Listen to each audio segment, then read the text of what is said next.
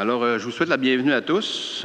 Comme d'habitude, on va travailler avec des gens au niveau de la Ville, avec M. Croteau, qui est greffier, M. André Martin, directeur de l'arrondissement, et pour cette semaine, Simon Tremblay, qui est à l'urbanisme. Je vous souhaite la bienvenue. Pour la séance ordinaire du Conseil de Chicoutimi du 19 août 2014 à 16 h, je voudrais demander l'adoption de l'ordre du jour. Mme Néron. M. Tremblay. OK. Au point 2, procès-verbaux et adoption, c'est que là, on a quelques procès-verbales de séances extraordinaires qu'on a faites au cours de l'été pour accommoder les citoyens. Puis on va les adopter en bloc. Alors, la séance du... Pardon?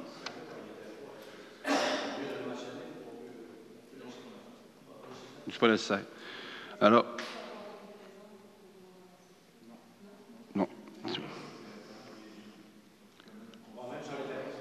Oui, même si on n'était pas, c'est correct. Alors, 2.1, la séance extraordinaire du 9 juin 2014. En 2.2, on a la séance extraordinaire du 13 juin 2014. En 2.3, on a la séance ordinaire du 17 juin 2014. 2.4, la séance extraordinaire du 20 juin 2014. 2.5, la séance extraordinaire du 8 juillet 2014. 2.6, la séance extraordinaire du 14 juillet 2014. 2.7, la séance extraordinaire du 27 juillet 2014 et 2.8, la séance extraordinaire du 8 août 2014. Mais avant de procéder à l'adoption, on a fait 2 séances du conseil qui ont eu lieu à 8 h du matin. Il y a certaines personnes qui ont pensé qu'on voulait faire ça en cachette, sauf que dans la période d'été, on n'avait pas le quorum, puis on a été obligé de faire la séance à 8 h du matin. Donc, c'est pour remettre les choses en contexte. Il y a 2 séances, dans toutes ces séances-là, qui ont été faites à 8 h du matin. C'était pas qu'on voulait cacher des choses, c'était des séances extraordinaires où on donnait la chance à nos citoyens d'avoir des dérogations mineures pour que ça accélère les travaux d'été. Alors, je vais demander l'adoption de ces procès-verbaux-là. M. Cléré et Mme Néron. 3.0, adoption du procès-verbal du CCU du 12 août 2014 de l'arrondissement de Chicoutimi. Puis je pense qu'en 5.2, M. Cléré, vous avez quelque chose. Sur 2 points, OK.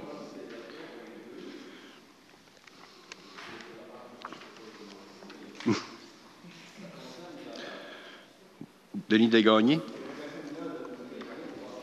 Oui. Que le garage va servir comme bâtiment accessoire et non aucun travail dans ce garage-là parce qu'il est proche des résidences. OK. Alors là, je suis refusé, mais je lâchais que l'allemand va revenir. Puis je veux juste m'assurer que ce point-là, ça soit bien clair avec le monsieur que c'est accessoire seulement et non pas de travail dedans. Théoriquement, aucun contrôle dessus. C'est parce qu'après-midi, j'ai parlé avec M. Dubois, puis il m'a dit que c'était vraiment un bâtiment accessoire. Donc, c'est juste pour entreposer. Accessoire à sa maison. Il faut s'assurer que ça reste comme ça, parce que c'est vraiment proche des résidences. Là, les citoyens ne sont pas contents. Et non que ça devienne un garage de réparation. Ben, c'est ça, exactement. C'était ma peur. Le zonage n'autorise pas. Parfait. Fait que si éventuellement ça arrivait, on pourrait l'empêcher. OK. Non, mais tu sais ce que ça fait. Pour la quiétude quand c'est décollé après, c'est toujours plus dur d'arrêter. Vous avez d'autres choses, M. Cléré? Oui, j'avais le 5.2. C'est parce qu'une application de P2IA pour le quartier modèle. Oui. Si on va aux recommandations, juste vers la fin, les 3 derniers paragraphes, là, le promoteur devra respecter intégralement le P2IA pour le prolongement de la rue Romain-Garé vers la rue Victor-Guimond. Ça, c'est parfait, il n'y a pas de problème avec ça parce que c'est la continuité, c'est la même couleur de briques, c'est les mêmes restrictions. Par contre, les 2 autres paragraphes, j'aimerais qu'ils soient retirés pour l'instant. J'ai parlé avec M. Simon, c'est ça tantôt. On va faire un CCU spécial parce qu'on veut que le promoteur nous propose des choses, qu'est-ce qu'il va faire dans ce secteur-là. Étant donné que c'est un quartier modèle, tous les gens autour, eux, se sont tous conformés au règlement, incluant la couleur de la pierre et tout ça. Là. Couleur de la brique, le revêtement. La couleur de la brique, puis l'épaisseur des couvertures. Bon. Okay. Fait que, tu sais, je voudrais pas que demain matin, ces gens-là disent, ben regarde, nous, on a tous respecté les règles, puis eux, à côté, ils ne respectent pas. C'est normal. Je voudrais faire différer ces 2 paragraphes-là, accepter le premier, c'est correct, et revenir ensuite là, avec un nouveau projet, puis consulter les gens, parce que dès que la petite maquette va être faite par M. Simon, on va l'envoyer aux gens pour voir s'ils sont d'accord. OK. Alors, on diffère le point complet, comme M. le greffier me le demande. Fait que qui propose l'adoption du procès en tenant compte des demandes de M. Cléré? Merci. C'est vous, M. Cléré? En différent 5.2. En différent 5.2? Oui. Est-ce qu'il y a un appuyeur? M. Provencher. OK, on est rendu au point 4, l'avis de motion et adoption de premier projet de règlement. Au 4.1, c'est ARS 433A, ayant pour objet de modifier le règlement de zonage numéro VSR 2012-3 de la Ville de Saguenay, boulevard Sainte-Geneviève. Monsieur Tremblay, allez-y. Oui, c'est une demande d'amendement qui se localise sur le boulevard Sainte-Geneviève, entre la rue des Champs et le cimetière de l'église Sainte-Anne, à proximité du IGA. Donc, au plan d'urbanisme, c'est reconnu comme un secteur de commerce municipal et intermunicipal. Donc, la demande d'amendement aujourd'hui est conforme à la planification. Elle vise à ajouter des usages de commerce de détail, des services de construction, soit entrepreneur général, et de l'entreposage intérieur. Okay. Pour donner plus de renseignements aux citoyens à ce niveau-là, c'est une demande qui a été faite parce que l'ancien propriétaire qui était Waco, là, je pense que tout le monde le connaît, à Chicoutimi-Nord, ça faisait 5 ans, je pense, qu'il était en dérogation, puis était en extension de permis perpétuel. La bâtisse a été vendue. Puis avec ce projet de règlement-là, ben, ça va nous permettre, le prochain promoteur va pouvoir faire des choses puis améliorer la qualité du bâti dans le coin. Fait que qui propose l'avis de motion? M. Provencher. L'adoption du premier projet, vous le proposez aussi? Oui, puis qui seconde? Mme Néron. C'est adopté. Consultation publique, 5 consultation publique et adoption de deuxième projet de règlement. 5.1, ARS 432B, ayant pour objet de modifier le règlement de zonage numéro VSR 2012-3 de la Ville de Saguenay, rue de la Promenade, à Chicoutimi-Nord. Donc ici, c'est un amendement qui est proposé en vue qui se localise sur la rue de la Promenade, dans la zone du parc de la Colline. Puis ça vise à autoriser l'usage de protection contre l'incendie et activités connexes. OK. C'est une consultation publique. S'il y a des gens qui veulent s'exprimer sur le sujet, ils peuvent le faire. Puis, on va demander s'il y en a dans la salle qui veulent se prononcer. Non? OK. On va demander l'adoption du deuxième projet. Qui est pour la proposition? M. Provencher avec M. Tremblay. 5.2. ARS 434B, ayant pour objet de modifier le règlement de zonage numéro VSR 2012-3 de la Ville de Saguenay, chemin de la Réserve à Chicoutimi. Concernant la zone 30-490, c'est une demande d'amendement qui se localise sur le chemin de la Réserve, près de l'intersection du boulevard Barrette. Elle vise à diminuer la densité résidentielle pour de la basse densité afin de s'ajuster avec les bâtiments existants dans le secteur. Puis c'est une demande qui est conforme au plan d'urbanisme. OK. Comme c'est une consultation publique, est-ce qu'il y a des gens dans la salle qui veulent poser des questions à ce niveau-là? Oui? Non. Non, ça n'a pas rapport avec la vitesse. Éventuellement, il faudrait faire des demandes. M. Tremblay, peut-être, c'est en cours. C'est en cours, monsieur. Pour faire diminuer la vitesse dans le coin?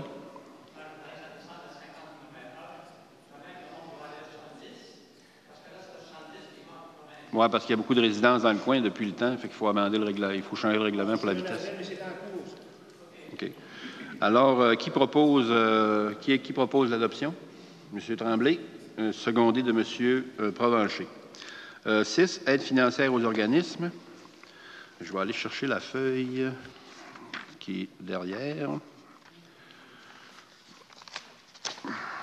Alors, pour l'aide financière aux organismes, on a l'AFEOS.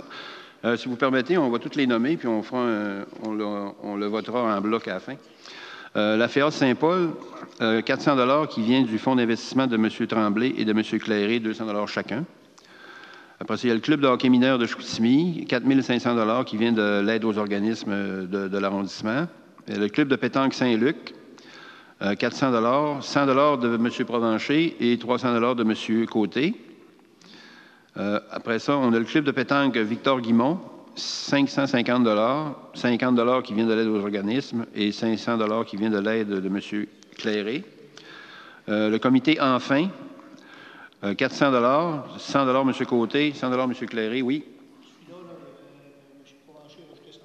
Ah, OK. Ça va faire 500, OK. Lequel? Le comité Enfin? OK. Monsieur, si vous pouvez l'ajouter. 200 $ pour M. Michel Tremblay, 100 $ pour M. Clairé, puis 100 $ M. Simon Olivier et le 100 $ de M. Provencher pour 500 $. C'est un comité qui est assez dynamique. Hein? École secondaire, l'Odyssée Dominique Racine, 4 500 qui vient de l'aide aux organismes. C'est le financement pour l'équipe de football des Mustangs. Festival de la chanson de Saint-Ambroise, 160 c'est une activité de financement. M. Provencher, 160 Mercredi Soleil, OK, 150 de M. Michel Tremblay et 150 qui vient du fonds d'investissement de M. Cléré.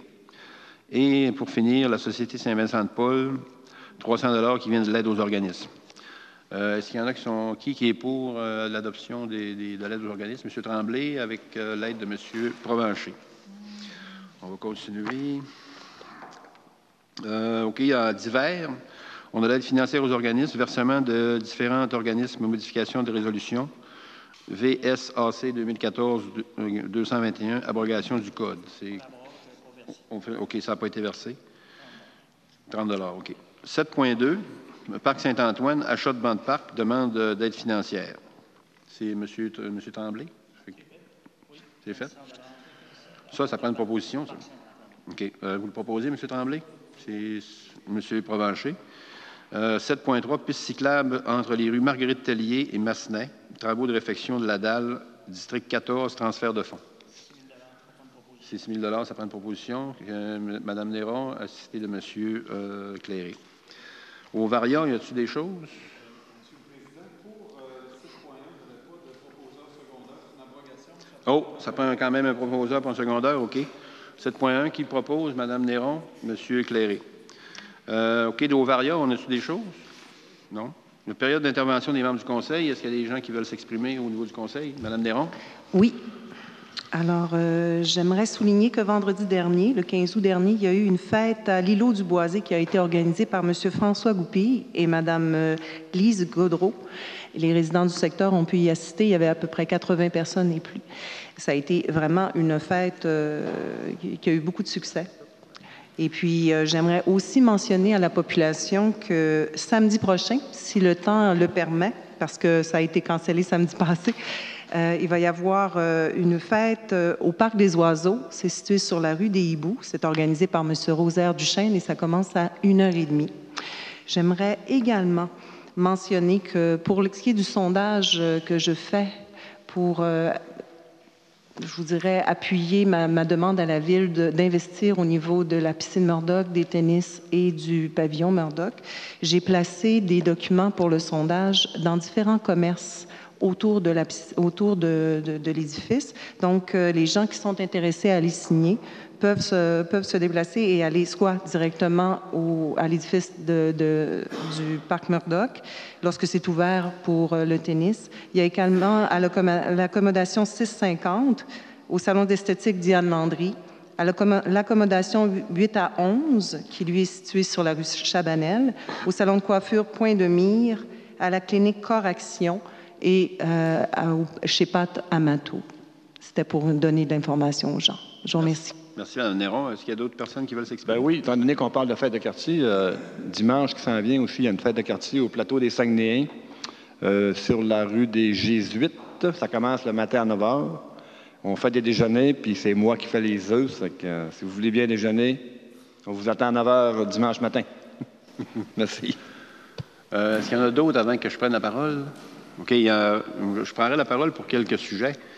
Premier sujet, c'est que je voudrais je veux faire une proposition pour faire installer des interdictions de stationnement sur la rue des Saules, derrière l'école Sainte-Claire, parce qu'on a une problématique majeure au niveau du stationnement des gens qui vont au service de garde. Là, puis ils sont dans le tournant de l'école. Puis l'hiver, on a beaucoup de problèmes de déneigement dans ce coin-là. Puis ce serait de faire l'installation d'arrêt-stop dans le pourtour de l'école en arrière. Comme on a fait pour l'école Vanier pendant les heures d'école. Parce que la problématique se retrouve souvent là. Puis ça arrive souvent que il y a beaucoup la rue n'est pas large dans ce coin-là, puis c'est un tournant, puis c'est très dangereux. Puis les citoyens aussi, il y a des gens qui vont même se stationner dans les cours des citoyens pour aller chercher leurs enfants. Ça fait qu'il faudrait éloigner un petit peu les gens de la porte pour qu'ils marchent un petit peu, pour qu'après ça, ils puissent être en mesure d'aller chercher leurs enfants sécuritairement. L'autre chose aussi, c'est que je reçois beaucoup de critiques de la part des citoyens concernant c'est pas des critiques qui sont faites directement vers nous au Conseil, mais concernant la vitesse dans les quartiers. J'ai beaucoup à me demander, je me fais demander beaucoup là, la problématique, ça va vite, puis on ne peut pas installer des stops partout, puis des low-downs partout. Mais je demanderais la collaboration de la population, là, parce que des fois, sauver 5 secondes pour se rendre à l'arrêt stop, bien, ça peut faire la différence entre frapper un enfant. Puis je demanderais aux citoyens, aux jeunes comme moins jeunes, quand on est dans le quartier résidentiel, d'aller un petit peu moins vite. Puis à ce niveau-là, j'espère que la limite de 40 km/h va être appliquée bientôt au niveau de la grande ville, parce que c'est demandé beaucoup par les citoyens. Peut-être, oui. En fait, je suis entièrement d'accord avec ça, parce que nous, on l'a fait dans le quartier Domaine du Roi, le 40 km/h. Puis ça a eu franchement, l'effet escompté était là. Mais je sais qu'il y a un comité de formé au niveau de la grande ville, qui est présidé par François Tremblay de la Baie. Ouais. Normalement, ils travaillent à ce projet-là, ces gens-là. Je sais qu'ils regardent dans différents secteurs des vignettes, puis je sais qu'ils travaillent là-dessus. Ce qu'on pourrait faire, par contre, c'est peut-être demander au comité où sont rendus dans les démarches, parce qu'on n'a pas eu de rapport depuis un certain temps. Fait que je pense que ça serait bien qu'on ait un rapport d'étape, où sont rendus dans leur évaluation et de quelle manière ça peut s'appliquer. C'est parce que dans mon quartier en particulier, là, on vit le syndrome du pont. C'est que le matin ou aux heures de pointe, tout le monde se précipite pour traverser le pont le plus vite possible. Puis sur la rue de l'Île, par exemple, ça va très vite. Puis j'aimerais ça qu'on puisse être en mesure de faire ça assez rapidement. Mais je pense que si on pouvait avoir un petit rapport d'étape du comité de circulation, ça nous aiderait aussi là, dans nos décisions. Okay, c'est beau. Concernant la demande que j'ai faite concernant les arrêts stop, ça prend une proposition. Fait que je fais la proposition. C'est pas des arrêts stop, c'est des interdictions de stationnement. Ça me prend quelqu'un qui va... Moi, je suis prêt à l'appuyer, mais j'imagine que c'est pris à même votre budget de quartier. Pardon? OK. Oui, c'est ça. M. Provencher va seconder. Fait que pour moi, c'est fini.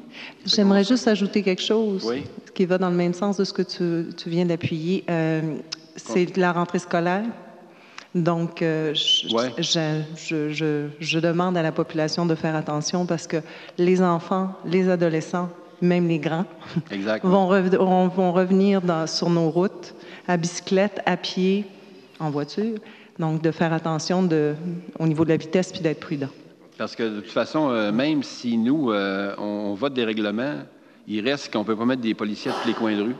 Je pense que les citoyens, en général, incluant moi, incluant les membres du conseil, il faut qu'on se discipline puis qu'on respecte les limites parce que ça peut être dangereux là, pour nos enfants.